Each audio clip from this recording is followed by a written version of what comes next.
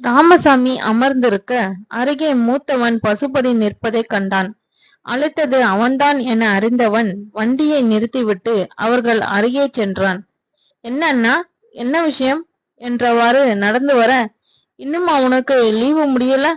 ஊருக்குள்ளேயே சுத்திக்கிட்டு இருக்க என்றான் பசுபதி. அது நான் வேலையை ரிசைன் பண்ணிட்டேன். இனி இங்கதான் இருக்க போறேன் என்றான் அழுத்தமாக. லூசாடா நீ? இந்த ஃபீல்டுல உனக்கு எவ்வளவு திறமை இருக்கு. உனக்கு இருக்கிற எக்ஸ்பீரியன்ஸ்க்கு நீயே தனியா ஸ்டார்ட் அப் ஆரம்பிக்கலாம். இன்டர்நேஷனல் லெவலுக்கு உன் பிசினஸை எடுத்துக்கிட்டு போகலாம். அதை விட்டுட்டு இந்த ஊருக்குள்ள இருந்து என்ன கலப்பிடுங்க போறியா என்றான் கோபமாக.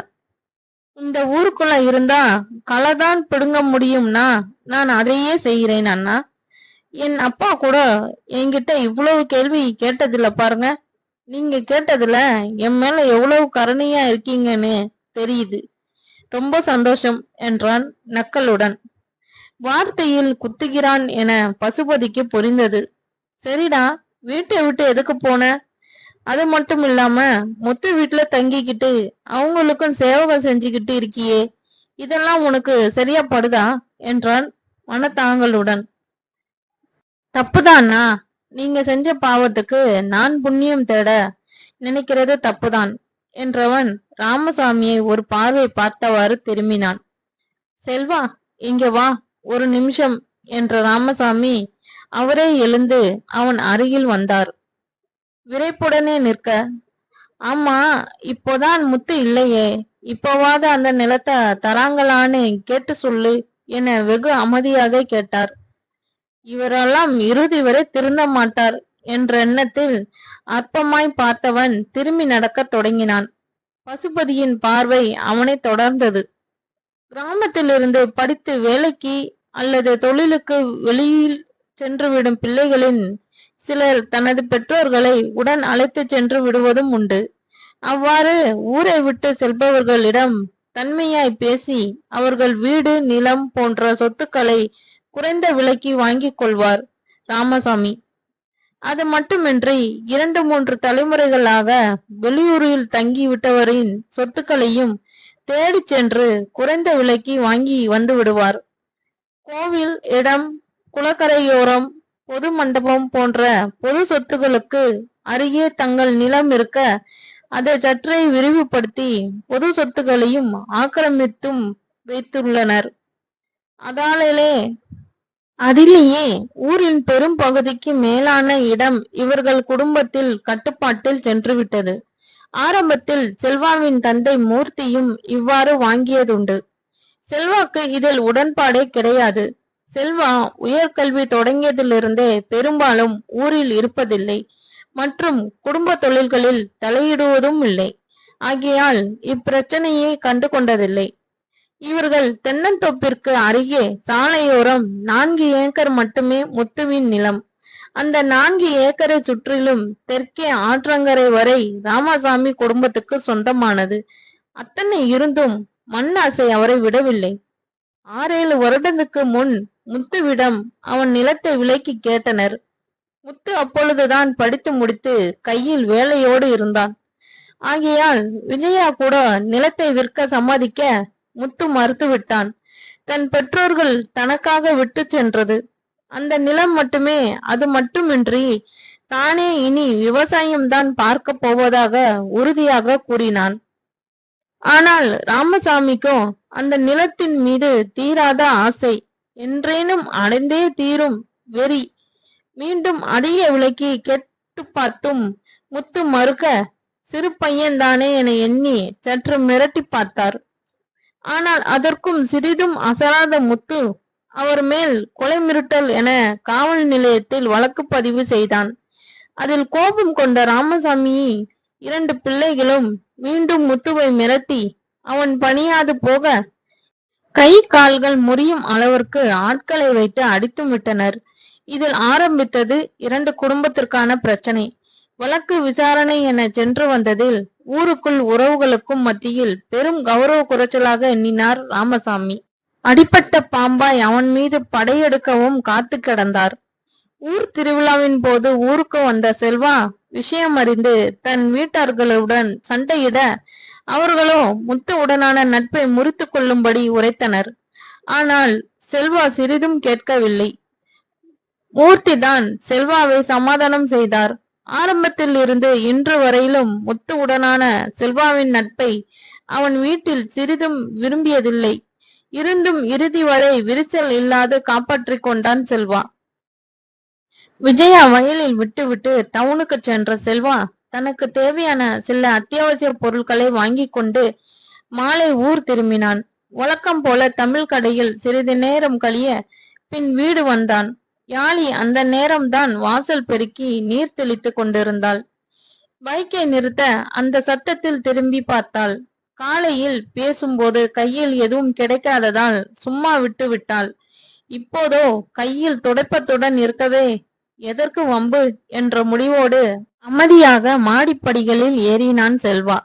அவன் சென்ற சில நொடிகளில் பின்னே சென்ற யாழி அவன் அரைவாசலில் சென்று நின்றாள். உடை மாற்றவென சட்டையை கலற்றி கொண்டிருந்தவன் வாசலில் நிழலாடுவதை கண்டு வெளியே வந்தான். மொத்த கூந்தலையும் தூக்கி கொண்டையிட்டு தாவணி முந்தானியை இடுப்பில் சொருகியபடி கையில் துடைப்பத்துடன் நின்றவளை கண்டவன், என்ன யாழினி என்றான். வீடு கிளீன் பண்ணணும், கொஞ்சம் வெளியே வாங்க என்றாள் வெகு அமைதியாக. திரும்பி உள்ளே பார்க்க அறை மொத்தமும் குப்பையாக கிடந்தது. அதிகம் வீட்டில் இருக்கிறதே இல்லை. அப்படி இருந்தும் ஒரே வாரத்தில் இவ்வளவு குப்பையாக்கிட்டியேடா குப்பசாமி மவனே என தன்னையே திட்டிக் கொண்டான். என்கிட்ட கொடு, நானே கிளீன் பண்ணிக்கிறேன் என துடுப்பத்தை வாங்க கை நீட்ட துடுப்பத்தை இறுக்கி பிடித்தவள் அவனை துவைத்து விடுவது போல் உக்கிரமாய் பார்த்தாள். யாத்தா என்ன லுக்கு என நினைத்தவன் மௌனமுடன் அவளை தாண்டி வெளியில் வந்தான். உள்ளே சென்ற யாழி அவன் அறை முழுவதும் ஒழுங்குபடுத்தி சுத்தம் செய்து கொண்டிருந்தாள். மாடி சுவரில் அமர யாழி பற்றியே சிந்தையே வந்தது. பார்க்கும் போதெல்லாம் பார்வையால் அடிப்பவள் பேசினால் அனலாய் எரிகிறாள். அவள் வீட்டில் தான் இருப்பதை தடுக்கவில்லை. ஆனால் தன் வீட்டை பற்றிய பேசினால் தான் கட்டுப்படுத்த முடியாத அளவிற்கு சினம் கொள்கிறாள். மற்ற நேரங்களிலும் சாதாரணமாக இருப்பதில்லை. அதிகம் பேசுவதும் கிடையாது. வீட்டை விட்டு எங்கும் செல்வதில்லை. வீட்டு வேலைகளை மௌனமுடன் செய்பவள் முடித்துவிட்டால் பின்கட்டு திண்ணையில் வெறித்த பார்வையுடன் அமர்ந்து கொள்கிறாள். சில நேரங்களில் மௌனமாய் அழுவதும் உண்டு. கற்ப மாமா உரைத்தது போன்று முத்துவின் இழப்புதான் அவளை இத்தனை பாடாய்படுத்துகிறதா?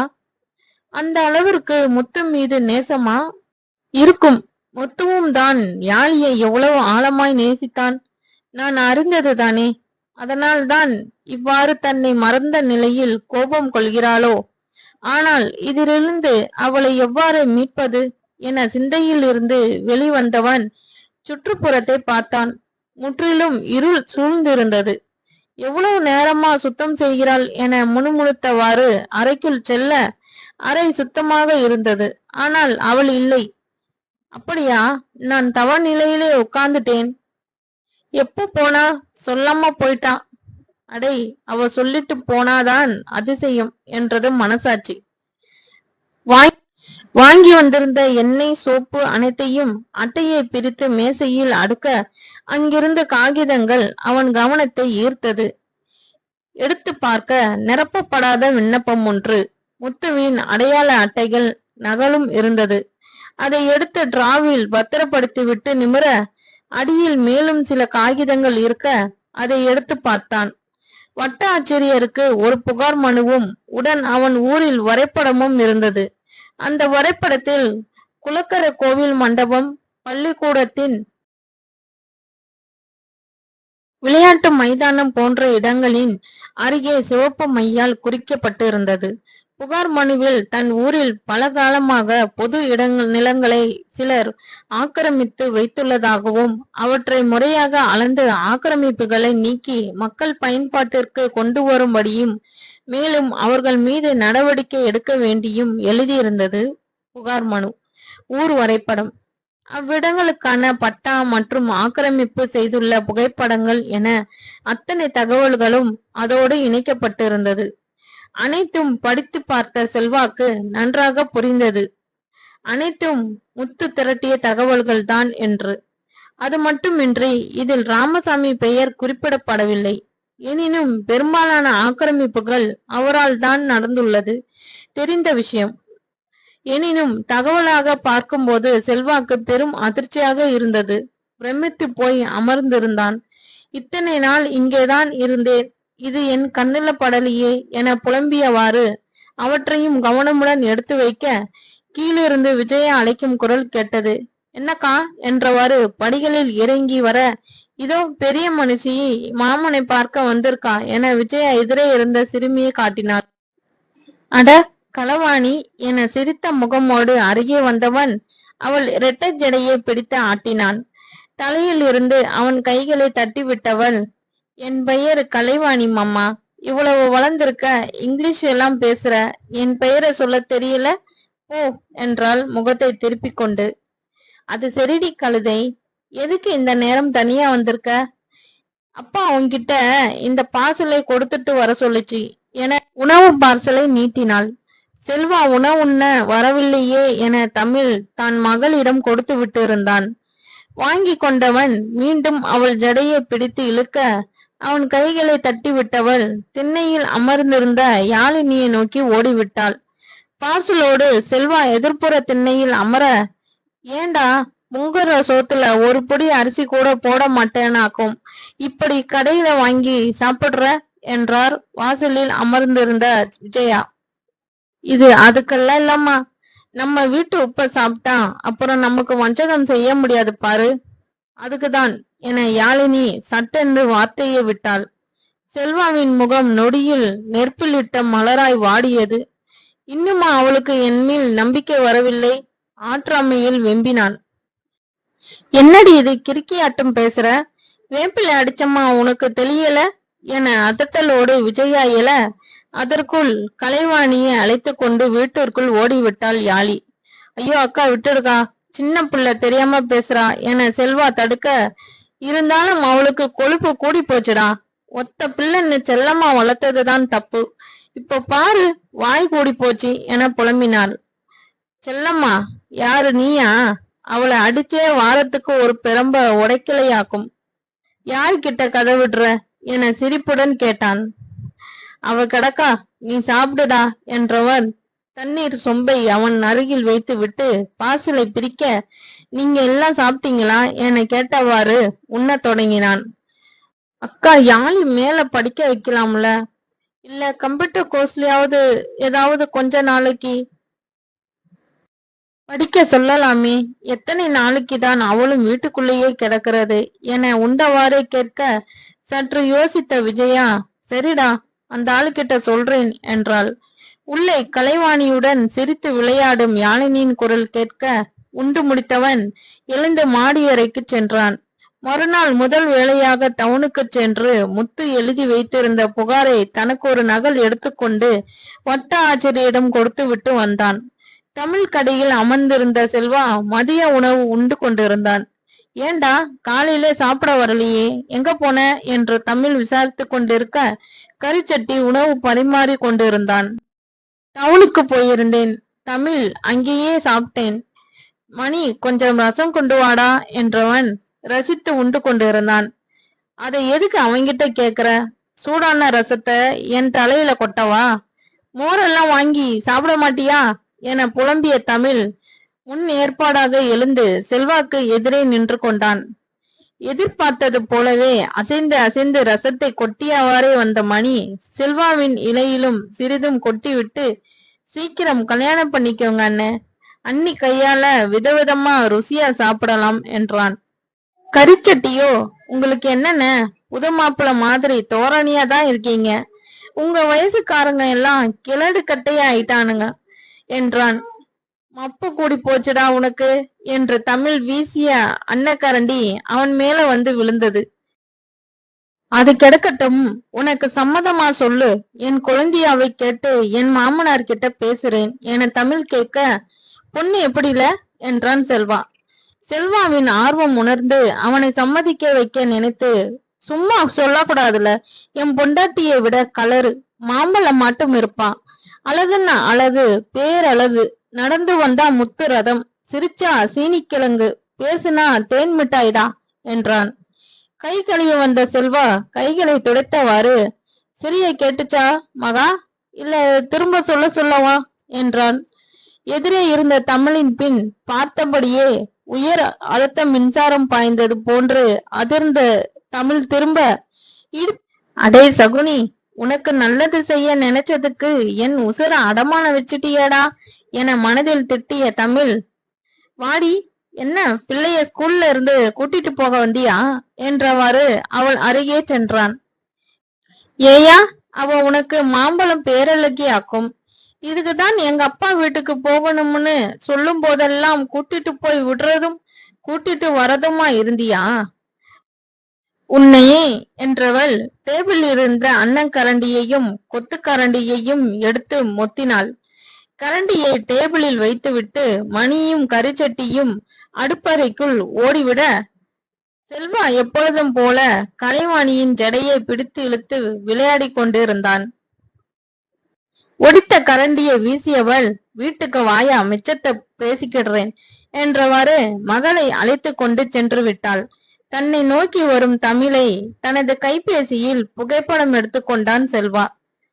அடே, நீ ஏண்டா எப்ப பாரு போட்டோ எடுத்துக்கிட்டு இருக்க என்றான் தமிழ் கடுப்புடன்.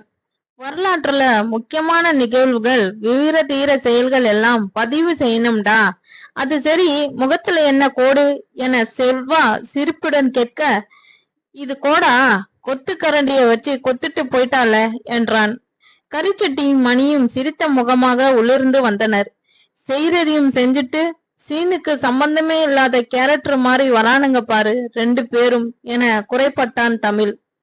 அடே அறிவு கொழுந்தே, உன் கொழுந்தியா எனக்கு தங்கச்சி முறையில் வரும் என செல்வா அவன் தோள் மீது கை போட்டு அருகே அமர்ந்த அவன் முதுகில் முத்திய செல்வா, இதை முதலையே சொல்றதுக்கு என்னவாம், இதுல பொண்ணு எப்படின்னு கேள்வி வேற என குமுறினான். விடு விடு, போய் ஒரு டீய போடு என செல்வா அனுப்ப, அட ஆண்டவா, அப்போ என் வாயாலதான் வம்பை வாங்கிட்டேனோ என தமிழ் நொந்தவாறு சென்றான். இடையில் 2 நாள் ஊரில் நல்ல மழை கொட்டி தீர்த்தது. வேலை இல்லாத செல்வா தமிழ் டீக்கடையிலும் கருப்பன் மெக்கானிக் செட்டிலும் நேரம் கடித்து கொண்டிருந்தான். கொடுத்த புகாருக்கு இதுவரை எந்த நடவடிக்கையும் இல்லை. அடுத்து என்ன செய்வது என்ற யோசனையில் உள்ளே சுழன்றது. இத்தனை வருட சம்பாத்தியம் ஊர் சுற்றியது போக கையில் பெரும் தொகையாக இருந்த போதும் இங்கு என்ன தொழில் செய்வதென்று யோசித்துக் கொண்டிருந்தான். பசுபதி சொல்லியது போல விவசாயத்தை தவிர இங்கு எந்த வேலையும் இல்லை போல என யோசனையோடு வந்தவன் தமிழ் கடையில் அமர்ந்தான்.